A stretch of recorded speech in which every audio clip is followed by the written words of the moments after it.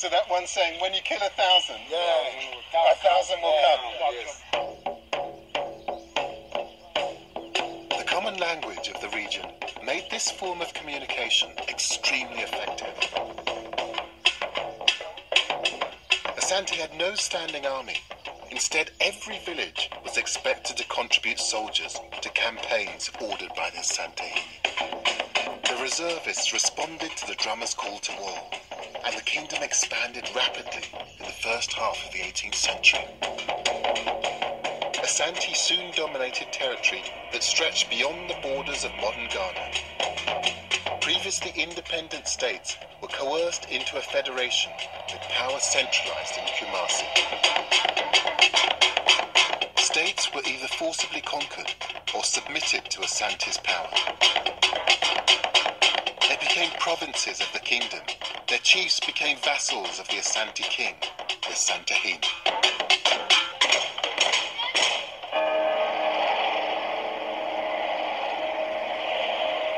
As the kingdom expanded, Asante grew rich from the proceeds of warfare.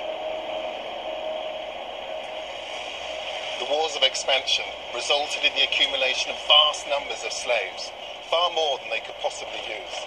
But this also raised an opportunity.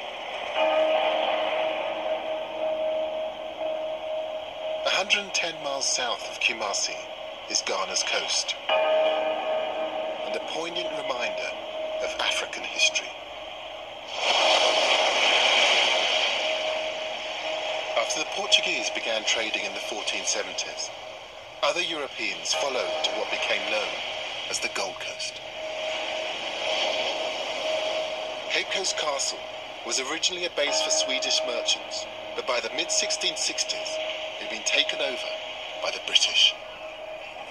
As Asante rose to prominence, the white men were less interested in gold than in another valuable commodity, labour. The Asante captured slaves in the interior and sold them to the British and other European powers. Gold had once connected the Akan to the economies of Europe. Now slavery entwined West Africa in a system that linked it to Europe and the Americas. More than 1 million Africans were sold off of this coast to a life of slavery in the New World. And they were captured and sold by their fellow Africans.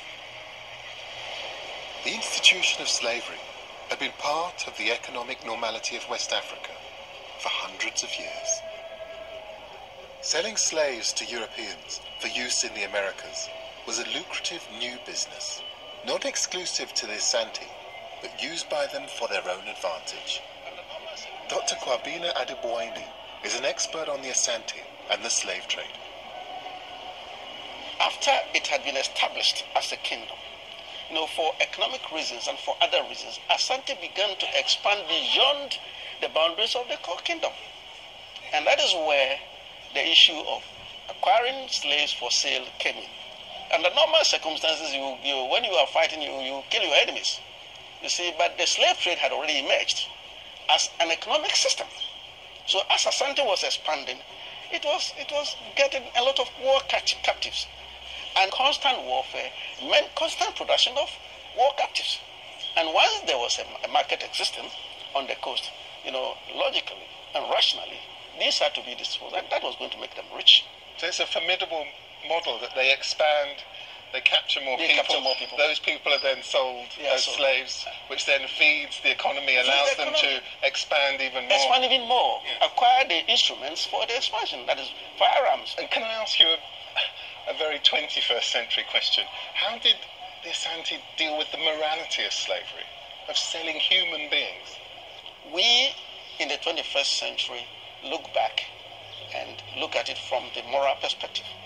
But then, morality was not too important. It was business. It was business of the day. And the resources were organized, and invested in that business. So, yes, in our time, it was immoral. It's a terrible kind of situation in our thinking and in our estimation. But at that time, I don't think morality was a factor at all. It didn't work.